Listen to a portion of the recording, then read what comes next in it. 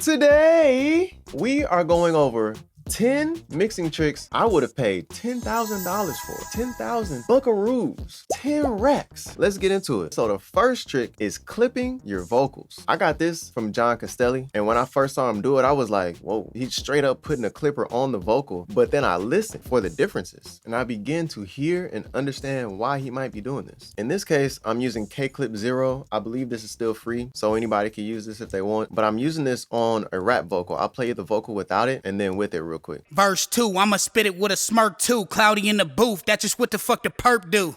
Dying for the bag, if that's what it turned to. Better find a stash if them people try to search you. King shit, I know things most people don't. Came from the bottom, real crumbs we was feeding on. Had to grind, couldn't afford to leave the TV on. Gotta get this paper so that hustle I can't leave alone. First thing is, there's a little wonkiness in this vocal, and putting this clipper on it, it takes that out. I'm getting some EQ with this clipper off rip, but also it's allowing me to get that loudness from the entire mix, because sometimes there are your usual suspects that are hitting your limiter at the end of your mix that is making it harder for you to get your mix loud, and sometimes it's the vocal. This allows me to get the mix even louder, but I still get that dynamic control. It's just chopping off those excessive peaks, but it's also giving me an energy and an urgency and an in-your-face type nature that you could kind of get with compression, but a clipper just does it a little differently. It has a different energy to it. It has a edginess to it as well, like a little crispiness on top. That's kind of cool. I'll A-B that one more time. Verse 2, I'ma spit it with a smirk too. Cloudy in the booth, that's just what the fuck the perp do.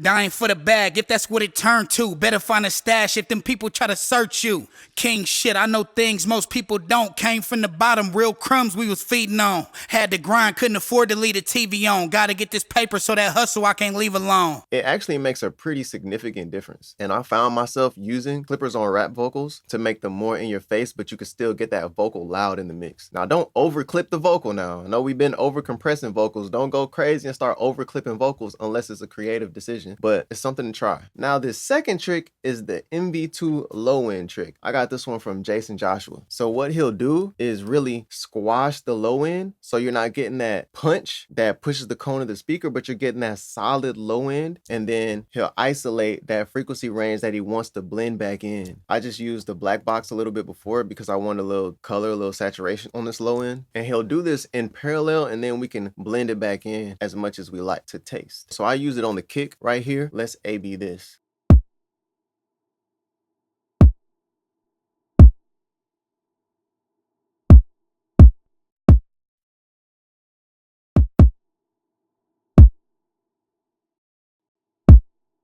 Really making that kick fat and thump, but it's solid low end. So it's not making the limiter work super hard, and I can still get that low end full, but I can also get the mix to be as loud as desired. Now, this next one, we all gotta know. It's the sidechain soothe trick that we've all gotten from Jason Joshua as well. But he's added a little wrinkle to it at the end that I'm gonna show y'all. If y'all don't know about this trick, let me just go through it from start to finish for y'all real quick. In this sample, there's a bass line.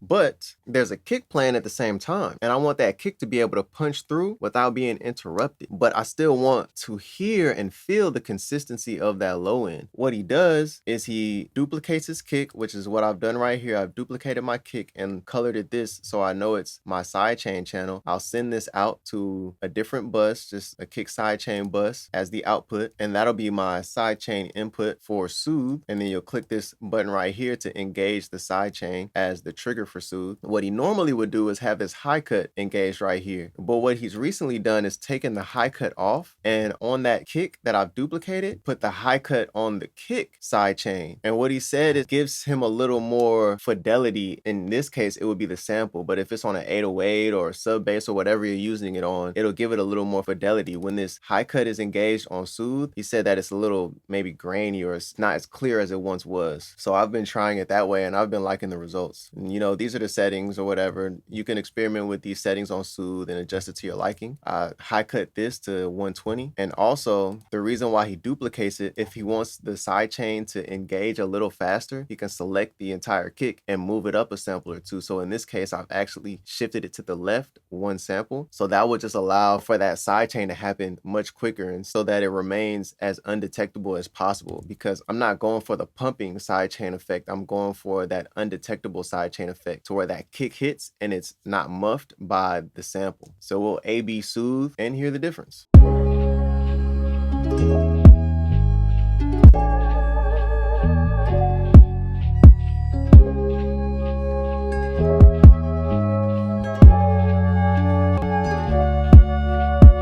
You see how that kick just sounds more clean, more pristine, it just punches through in such a pleasing way. Now this fourth one I got from Mixed by Ali. He'll use the SPL Vitalizer and the Fairchild actually as well, and add some texture underneath the lead vocal. In this case, I didn't use the Fairchild, I just used the SPL Vitalizer, but I'll A/B that. Yeah. I get on my knees and I pray. I get on my knees and I pray. I get on my knees and I pray. Yeah, what? They treating me like I'm the prey. Like lions got let out the cage. It's like they've been fasting for days. I'm praying for all of my enemies, praying for everyone, hoping I fall. I'm praying for everyone quietly waiting on my rise to place all their calls. It's a nice brightness, a nice presence, and a nice crispiness on his voice. And I just EQ'd it a little bit after the fact. Now this one is another one by, you guessed it, Jason Joshua, but it's the last one, I promise. This one is fire. So what he'll do sometimes is add Spiff in parallel and do some transient design on it. So we'll go from this.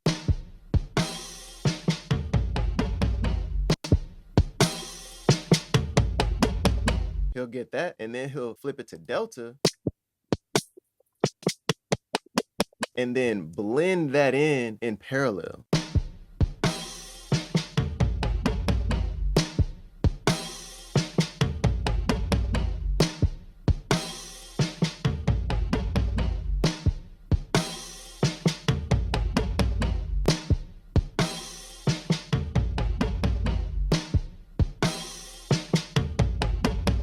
It just brings that transient energy to life just a little bit. And he oftentimes talks about connecting transient energy to excitement in a mix. So that's something you can use if your mix feels a little boring, a little sad. Maybe try that on something. Now this sixth trick I got from Tom Lord Algae. I call it the SPL Vitalizer Doubler trick, but what he'll do is have two slap delays on the left and right, and then he'll put the Vitalizer on and he'll max out the process and the intensity and blend that in. He'll normally do it with lead vocals, and sometimes I will as well, but I just really like the sound of it on background vocals. I've modified it a little bit by using the Doubler 4, but let's hear exactly what the Doubler sounds like on these background vocals. So there's that cool, grainy, bright texture, and it just adds a little like dark sizzle and dark presence and brightness on the background vocals. So I'll do that and blend it in.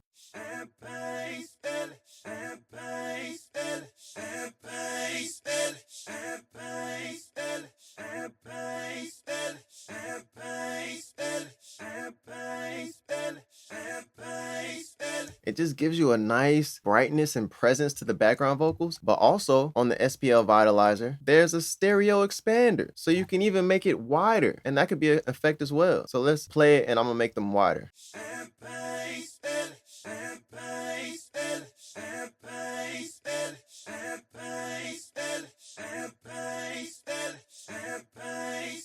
Cool effect. Now the seventh one is distorting the sides of 808s. I got this one from Alex Toomey. So we have this 808 right here.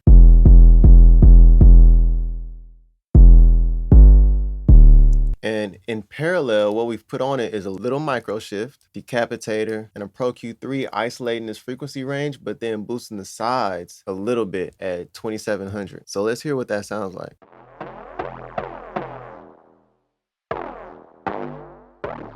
Then with the 808.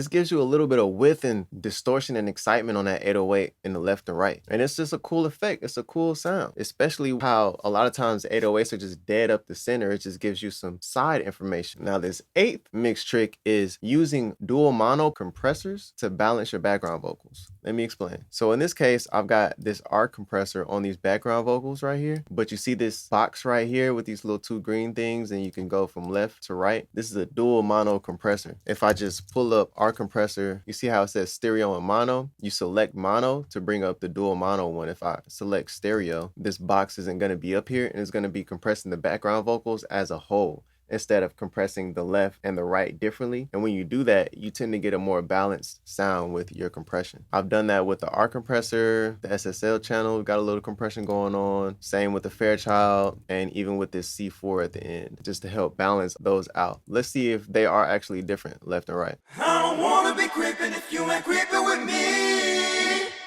We got 1.9 right there. I don't wanna be creeping if you ain't creeping with me. 1.8, slight difference, but that might be all the difference needed. But again, I'm doing that there with the SSL, with the Fairchild, and with the C4 as well. So I'm really wanting to get those peaks that are popping out to just be on a nice even level. And that helps me get those background vocals to be in their own zone or their own region, and the lead vocal and the ad-libs and other parts of the mix be in their regions as well, for a little extra separation. Now this 9th trick I got from Josh Goodwin, and it's how to create vocal effects super fast.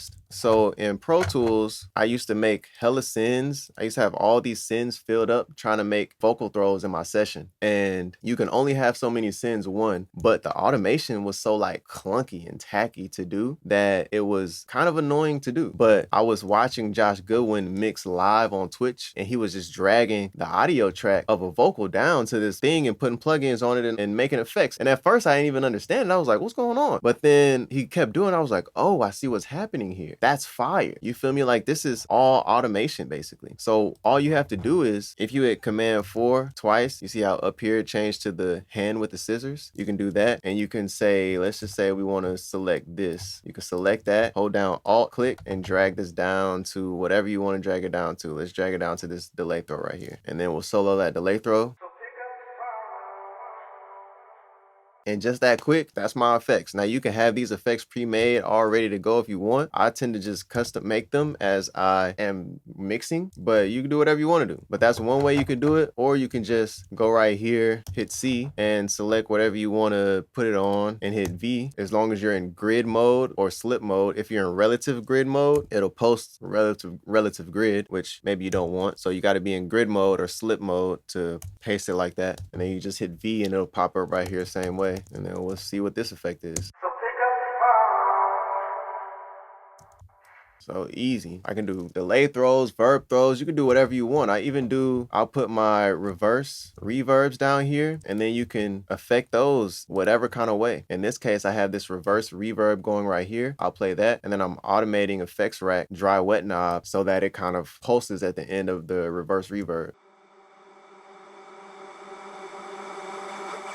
You can get as creative as you want to. Super fast and super fun. Now this 10th mix tip I got from Andrew Sheps. If you didn't know this, you can use Q Capture from Waves and this plugin called Q Clone to get any EQ curve. Now you can do this with your analog gear or whatever. You feel me? If you have analog gear and you want to mimic the EQ curve of that analog gear, you can do that. This plugin was made so say if you only had 1 or 2 analog EQs and you wanted to EQ the snare a certain way, EQ the kick a certain way, EQ the vocal a certain way, well, you only got 1 of those analog EQs. Well, you can EQ it like that, and then you can basically sample the EQ curve and put this plugin on your vocal, and then EQ your snare. Sample that, put this plugin on your snare, so you can kind of replicate the EQ curve of your analog EQ. But say, for example, in digital, you're using some kind of plugin, maybe it's a tape plugin or whatever, it doesn't matter, but you like the EQ curve that it's doing, but maybe you don't like the saturation as much, or you don't like the compression that it's doing to your sound as much, or maybe it's doing something that you don't like, but you love the EQ. Well, you can sample the EQ of this and put that wherever you want to put it. So how you set this up is you make a mono aux track and you send it to a bus that's not going anywhere. and then you send that to itself, the same bus. These both should match. If you've done it right, it'll say receiving and transmitting. And then you'll put Q clone on another mono aux track. And this one, it doesn't matter so much about the input and output and all that stuff. It'll just be like your receiver. We'll move this over here, we'll move this over here. And then you put the plugin that you want to sample before Q capture, and then you'll hit capture for it to be capturing the EQ. And then, you know, if we move stuff around, adjusting, blah, blah, blah, blah. So say maybe I'm like, I really like this EQ, but I don't like everything else that it's doing. So I got it on capture right now, then I'll click hold and it'll capture that EQ curve. And then maybe I want to put that on my mix bus. I'll just bring that over to my mix bus, and now let's A/B that on the mix. She got a thong and go peekaboo. Shawty bad, bad, bad, bad. She, come over here, let me peek at you. Shawty bad, bad, bad, bad. She, how you sleeping at night? You not sleeping with me. You know I hate sleeping alone. So pick up the phone. Not bad. But you can do that with any plugin. Now I got a bonus tip. If you stayed to the end, you a real one. This one I got from Mixed by Ali. If y'all haven't seen his live mixes on the EngineEars YouTube channel yet, you are actually asleep and you should wake up. Now is the time to wake up. But he used the voice of God on an 808 in parallel. And I was like, we could do that? What?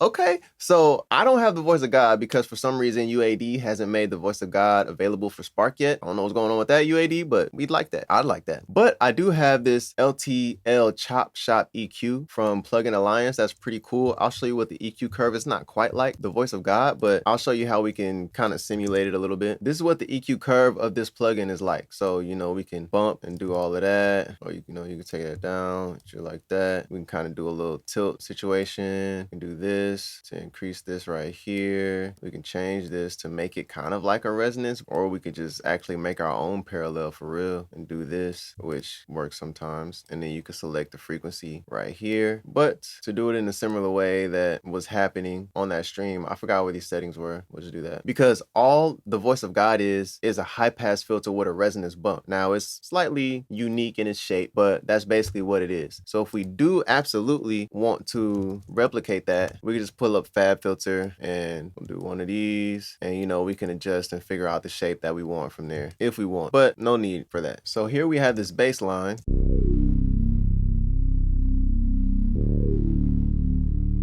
But say we want to get a little more sub out of it, you would do that parallel voice of God and blend that in. So you're getting all of that mean low end that's boosted and you're just blending that in. So I'm gonna go a little overboard and then we'll come back and we'll find our level for it.